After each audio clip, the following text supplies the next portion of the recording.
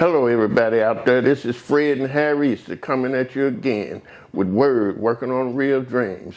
We're bringing you today. We're bringing an awesome guest, a powerful man in the community, and he is the director, the CEO, the director of Boys to Mentors. They have been doing a fantastic work in the community, working with these young men and young boys and turning them into men and giving them hope and inspiration. It's our pleasure to bring to you today my brother, my friend, the fantastic brother, Brian Moore, better known as Mo. That's right. Mo, we've been in close contact with one another for a while now, and our common interest is really what brought us together. And first thing I want to do is commend you, man, for the work that you've been doing. I mean, it's awesome. I've been watching, looking, listening, and man, you and your whole team, you're all doing a fantastic job. I mean, 24/7, you know, and that's powerful in itself.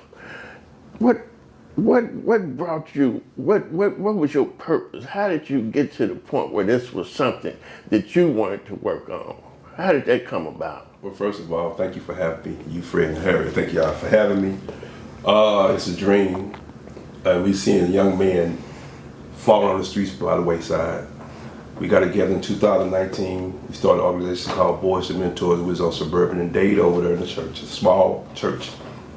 Make a long story short, we was at the King of Souls sitting up, and the pastor of this nice facility saw us sitting in the corner, about 10 young men, maybe 12. And we came up with a concept on the back of my shirt that said, "Save them before we grave them." And what we were trying to do is save them before we grave them. That's unrealistic. You think you can save everybody, but we're doing the best we can with it. Yes.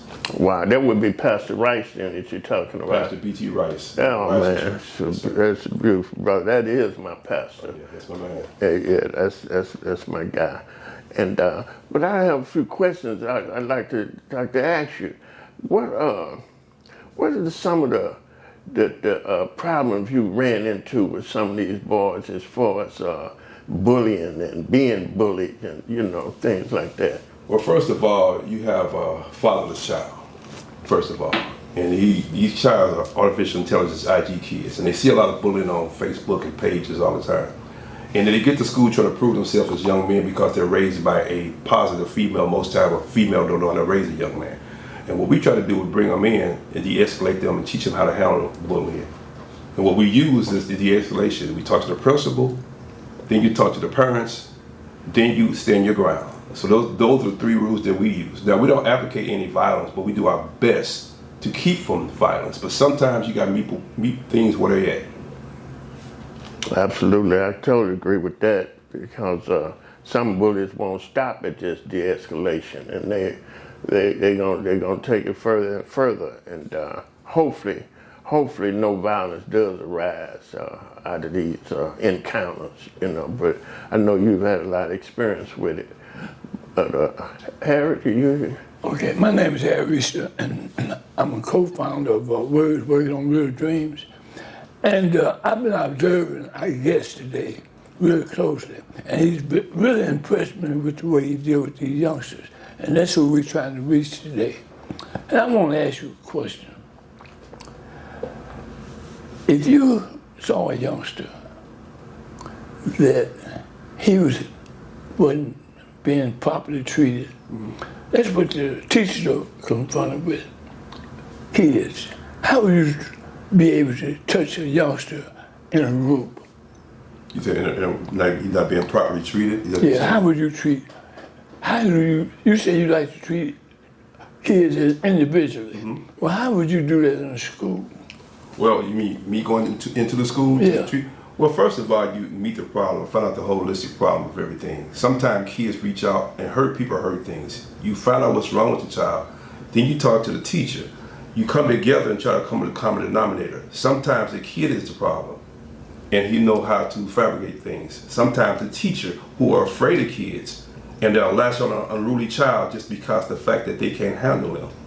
If I'm sitting on there, I'll observe first. And you're not gonna come home with guns blazing when you first come in. But you find out the history of them, build your case. Once you build your case, then you make a program with him, and you work with him in our program called Boys to Mentors. Thank you. Thank you. Now I want to ask you this. How do kids need to handle their fears? That's a loaded question. That's a double-edged sword. Yeah. Because the fact that, keep it short and simple, fears, everybody have fears. But by design, we're not designed to be fearful of anything. But the fact is, once you find out you have a fear, you find out where the fear comes from. And once you find out where the fear comes from, you working with it, and one side doesn't fit all. So it's different levels to fear. You find out what they're afraid of, and you deal with it. And you also get professional help with the counselors that we have available as well. How do you get a child to open up about his fears? Well, first of all, you have to build rules without relationship leads to rebellion. It takes at least 4 to 5 weeks this child to trust you once he knows you care. Once he knows that you truly care, you show a sign of discipline. You have to have a poker face and let that child be who they are, which is a human being, and let him express himself. If he talks long enough, you'll find out what's wrong with him. Then you'll find out what's wrong with the parent too, because we need parent education as well. That's interesting, because we've been dealing with a kid that has really been hard to get through to. Some kids are so closed up, you know, and I guess it takes time to get them to have that enough trust in you to even be able to talk to you. Right. And what I'm thinking is that sometimes you have to use some of the other kids to help you get through the kids that's like that. It's closed up. Well, you have to be very careful when you use another kid as an object to reach another child, because sometimes it's like a HIPAA law. That's a medical term. Kids tell you things that don't supposed to be disclosed, because they come back and use it against you when they start fighting if they learn some sensitive things about you. So that's a gray area. But sometimes you have a child strong enough to get in front of a class and share his experience voluntarily. Because again, HIPAA law allows you, with the NDA, non-disclosure agreement, you can only say so many things. But when the child realizes that he's not alone in this problem, then he has another brother that he bonded with at that certain time. Right. Then we let them open up. We don't force them. We let them open up. Because once you force anything, it will close automatically. Right. Yeah, I agree. Okay, I want to ask you this. A lot of kids are being bullied. How would you suggest a kid handle being bullied? Again, as I said earlier, bullying is a thing where once you show them, they learned that from something else. Either they're being intimidated by somebody, or they're afraid of this person because they're not understanding each other. No one truly want to be a bully. They want to be a leader or the head or something. So when you got a child in class being a bully, that's a hurt child, because he can get a chance to express himself, but he knows how to do it in a violent way. Once he finds a weak vessel and you don't stand up to a bully, he will continue to do it. At this time, again, 3 steps I'm using. Go to the proper authorities, the principals, the counselors, whatever. Go to your parents, and then go to your mentors. At that point, the 4th thing comes into play. Sometimes you got to meet people where they're at. And I don't advocate any violence, but it's just the law of life. Man, this is not an easy job here. It's complicated, but at the same time it can be simplistic. But I say that because of this. You talked about one aspect of the bullying, but we talked about the ones that was being bullied. Mm-hmm. How do you work with the ones that's doing the bullying? Those are the ones you have programs set aside for them, that illegal bonding programs. You learn from Vigilant Family Service, Division of Family Service, juvenile detentions. Then you have the police on board, along with your staff. You have to collectively get everybody together, be on the same page with their parents. They have to sign off on this. Once we use all our tools and work on the child together, you don't attack the child, but you let them know we don't accuse them, but we don't excuse them. Then you bring it to their case. You have to break it down slowly, because it took time for the child to become a bully. It came from somewhere he saw before. Right. Be it movie, videos, older sibling, whatever. They didn't come out their womb just bullying. Right. It's the fact that they didn't receive something. They have to have proper affirmation that a boy, you did great. So they're looking for their attaboy somewhere. And the way they get it is saying they're the toughest guy in the class, and most times they're the weakest. Yeah, a lot of it comes from right at home too. Well, they show them the weakest. They have siblings. Yeah. The siblings be attacking them. When you hurt somebody, you learn hurt from their first place of home. and you take it out to the public because you want to be something. Right. I mean, a lot of times it's not just the siblings. A lot of times it's the parents too. You know, because I mean, we hate to, you know, we have to face reality because a lot of parents fight each other.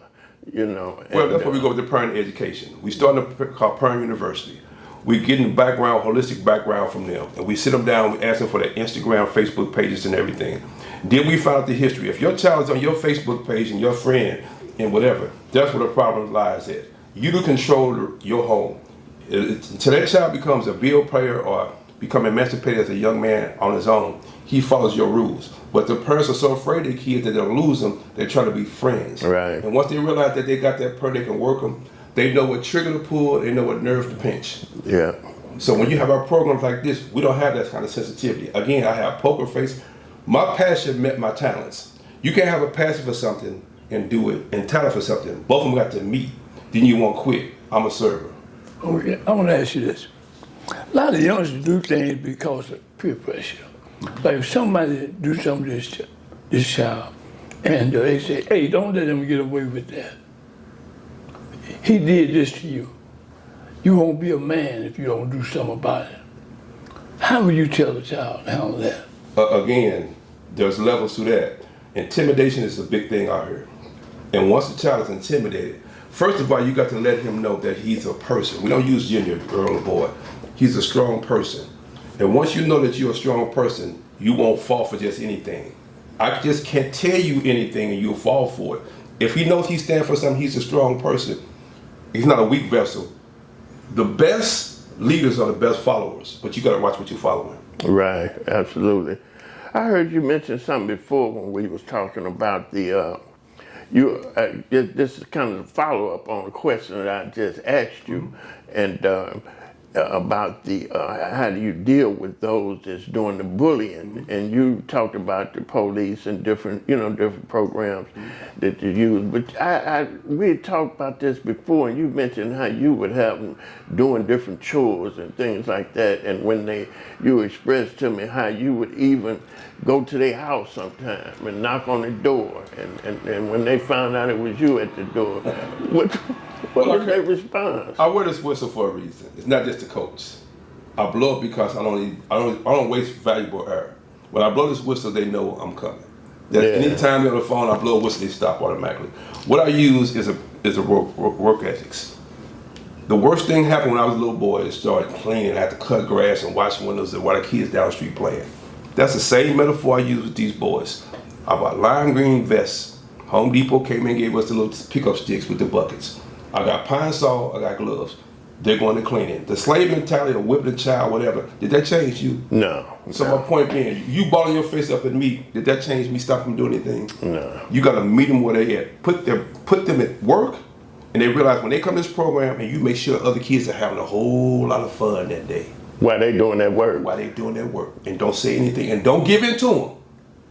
And then in the course of the week, that goes on the whole rest of the week. Wow. So how did they? What was their reaction when you initially notified them that, hey, this is what you're gonna be doing? It was pushback. It was resistance. That's normal. Anytime you pull a rubber band before it pops, you got to stretch as long as you can. So if that rubber band don't pop, you can still pull in your arm and it automatically fit back into place. When you pushing kids, it's like, I'll use an example. My coach would always get a rag and wring it. I'm trying to get every drop of water out this child before it becomes dry again. If I don't push this child, it's uncomfortable, it's awkward.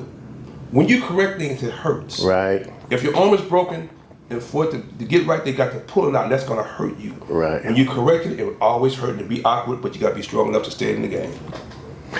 I know what one of these young men knowing what they have to face. Well, I know they hate to see you coming sometimes. The hate is a word that we use all the time because it's easy to use. The coach that I couldn't stand the most was the one that made me do what he saw my potentials of, but I didn't want to do it. Mm-hmm. I'm starting off hate, but end up loved. Because you remember the teacher who taught you how to read, the one that didn't let you get away with nothing. It's a thin line. It's a thin line, but you got to do it. Yeah. Because he'll respect me later on because he might be a mentor later on. But you got to give it. You got to come correct Tell the truth. The truth will get you through anything you can. Lies stack up. Tell the truth. Okay, I'm gonna ask you this. Normally, when kids go, and you said earlier that they should go to authority, those kids are referred to as snitchers. Tell, you're a snitch, you're a rat. Why you had to go tell the teacher? Okay? How did the kid supposed to handle that? That's easy to the point where snitches survive.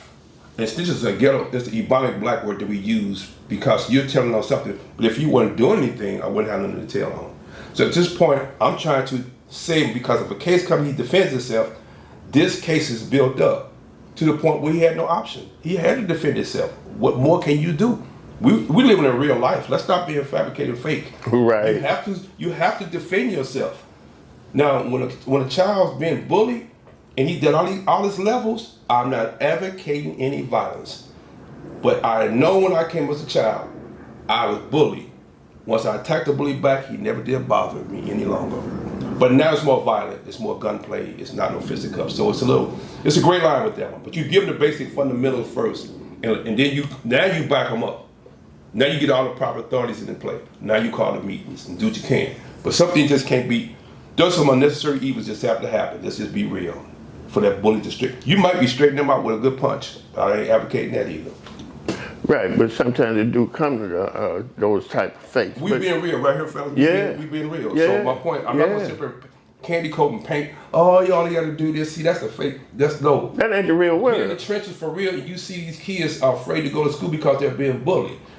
What are you doing to? Oh, I ain't got time. Just fight them back. No, you do all the proper things you do mentally to get them together for that. And let them know nobody has no right to put their hands on you. At no time. Absolutely, and we ain't even got to just look at them. We can just go back to when we was coming up. I told you. It's the same thing. They may be living in a different world, but they going through some of the same things that we went through too, facing bullies, having to fight. Because at some point you're gonna have to stand up for yourself. You have to. That's everybody. You ain't gonna go through this world and ain't getting ready to run into somebody that's gonna be trying to intimidate you or mess over you, take your stuff. So at some point, each and every person is gonna have to stand up for themselves. And that ain't just a child. That's a person. That's even as an adult. Right. You know, I'm gonna ask people you, gonna put you to the test. I'm gonna ask you this. How do you get a child to tell something that is threatening the way he lives? I mean, it's something going on inside of him that he ain't been able to tell nobody. Good question, Harry. Good question. And you want to get it. You want him to be able to talk to you. I experienced that, and the reason why I say this, I'm gonna use my ruler method. I'm gonna say it one more time. You can put it on a stone. Rules without relationship leads to rebellion. If I build a relationship with him, if he tells me something, he never hears it again, he will come back because I use the medical terminology HIPAA law. What you tell me stays with me. And I use it all the time, and it never failed me yet. That's important. 'Cause then once they know that you ain't going around telling their business, then that makes them more comfortable. They call me on the phone at night. They call me 24/7. I went down to juvenile attention to get boys out. I went over to the parents' house. They couldn't handle the boy. And I'm eating dinner. I had to go leave. Once they feel like you're really there for them, you'll see that wall coming down just like this slowly. Yeah. Yeah. You gotta be consistent. Yeah. You have to be consistent. Yeah. Now, if they see a little tink in your armor, and let them know you got weaknesses too. Let them know that you didn't do all right. Let them know you ain't perfect. You Right. ain't human. Once you show them what you did as a child, and let them know sometimes God allows things to happen in your life to be a blessing for the others. That's why all things that happen to you Absolutely. is for a reason. Absolutely. We're sitting right here together for a reason. Right. That's right. Save them for you, great one. That's right. And that's what it's all about. And death can come in more forms than just being in the cemetery. You got people walking around that's dead. We die daily. Yeah. We're dying daily. Every day. We're dying daily. Every day. And by the same token, we can grow and live better and bigger every day too. It just depends on what on our energy and what we put into our lives. And then a lot of it's got to do with your environment too. Who's around you. But this is another question. because this is something that we've been running into a lot, and it's more prevalent today with our kids than I think it ever has been, and that's suicide. And I've had some people say, "Oh man, that's crazy," but it may be crazy to some, but this is something that's real life. This is not something that just come out to clear blue sky. This is something that these kids is actually going through, and a lot of it comes from for different reasons, you know. And I'm sure with all the kids that you done dealt with, that you ran into some kids that's been through this, that you done had to help try to deal with to help keep them on the right track, help give them a reason to keep their head up, not feel down about themselves, and want to live. You know. Well, I'll speak on that. First of all, as a black man, we had learned when we came up there, if you go to a counselor or some kind of psychologist, they deem you crazy. And they don't get the proper help. That's the first thing. If you get the proper help from the right people to give you the tools to work with that, you can then pass that down. But if the parent don't have that kind of thought process, Right. he has nothing to give the child. And now the child reaching out for something that he can't go to because you don't know, because you think that's taboo as a black person. Right. What you need to do is understand, when that child needs consistently counseling, you have to watch everything he do. It's like almost like babysitting. You gotta watch their phone, you gotta watch what contacts they come involved with, and you gotta stay on top of your child. You say you love your child, that's a 24-hour job. And when that child becomes suicidal, you should know all the signs before it even happens. Now, it happens because of medication, drugs, peer pressure, and all kind of levels. But if the parents will start being parents again instead of trying to be their friends, and pull things from them, talk to them, stop having a phone at the dinner table, look at them in their eyes and talk to them and let them express themselves. Don't be talking just to answer. Let them get it off their chest, and the more you know them, the better you can help them. Yeah. Yeah, that's Okay, I want to ask you this question. They having a problem in the school system trying to get youngsters to read. They say that nationwide, we're number 49 in the country, and 51 states. in the city of St. Louis. The city of St. Louis is way behind. How do you get your youngsters to read? First of all, with my program, not to be selfish and pat on the back, we let them read. We start from the smallest. You can't get them all at once. Okay, we know the situations like this now. We can keep on complaining and give all the solutions, but the parents got to get back at the table and let them read about the back of a milk carton or a potato chip bag or a cake box. You start right there, let them read things. Let them read the funny page where we came up reading funny pages. You make things available, and you make your own raps out, positive raps. More they start reading, it becomes acceptable. In my class, they're gonna read a chapter every day, because the fear factor of not reading is gonna come back and bite them later on. So it's up to us as a society to start reading the small things, put the phones down, because as a lazy society, you can just text. They can't even write. You have got to, we as people have to get back to, this is our child, and I'm not gonna let you fall into that crap in society you can't read. That's our fault. We dropped the ball. We're dropping the ball. The books are all available. They got bookless libraries. That ain't gonna do nothing. You go to Goodwill anywhere you can and pick up a book and have these child reading. Absolutely. And since you mentioned that, I've already talked to you about it before, but we'll be getting some books to you. That's fine. We got multitudes of books that we want to get out to the kids, and not just yours, but any of the people in our audience. If you got a program, or if you got different kids that you're working with, you want to get books to, just get in touch with us, Working on Real Dreams, and we'll make sure that you have all the books. We mostly talking about kids' books, and because we one thing about reading, kids will read if it's something that they like. If it's about something that they like, that gives them a better opportunity to read. It enhances it. But look, this has been this has Can I been. say before you leave, Fred? If they always told us, if you put some money in a book on the table and you try to hide it, that money never come up stolen. Because they ain't going in that book.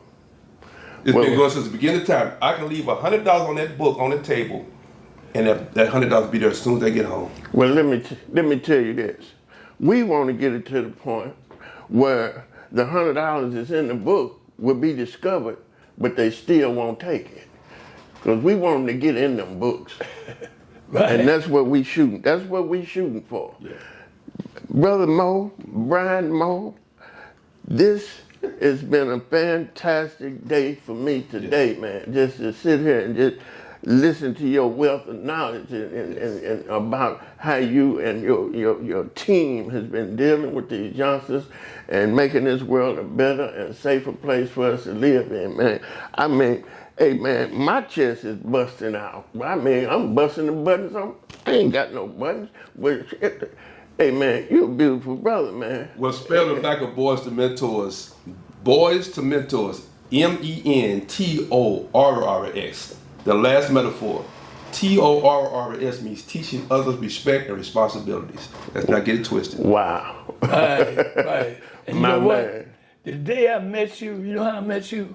You had some children, and you was with them, and they was opening Yeah. the doors for the women. Yeah. They was letting them go out first. mean Hey that. man, that was so respectful. Thank That I said I had to get to know him. I appreciate it. And since that day, you've been in my life. Thank you. We got to get you back. This can't just be the last time I'm loaded with this, man. I love this. I appreciate you guys coming in, bring me a part of this program, and I hope I did you well. Oh man. Thank you. Just each and every day. Look, we're gonna sign off now. I hope you all have got some information from us and our guests that we've had on today. And you don't have to call in every day, but asking about when you gonna get Mo back on. He coming back. Yeah, we gonna get him. We gonna make sure that if I have to twist his arm and work with him like he do them youngsters, we gonna Every Saturday. I'm gonna be knocking on his door because we got to get him back in here, and because it's a lot of people need to hear what he has to share about life and dealing with these youngsters, because so many of our youngsters need what him and so many of us have to offer. This is our job. If we not sharing and doing what we can do to make life better for them, then we coming up short in life. And I am not gonna come up short. And nobody on this panel is gonna do it either. This is for real.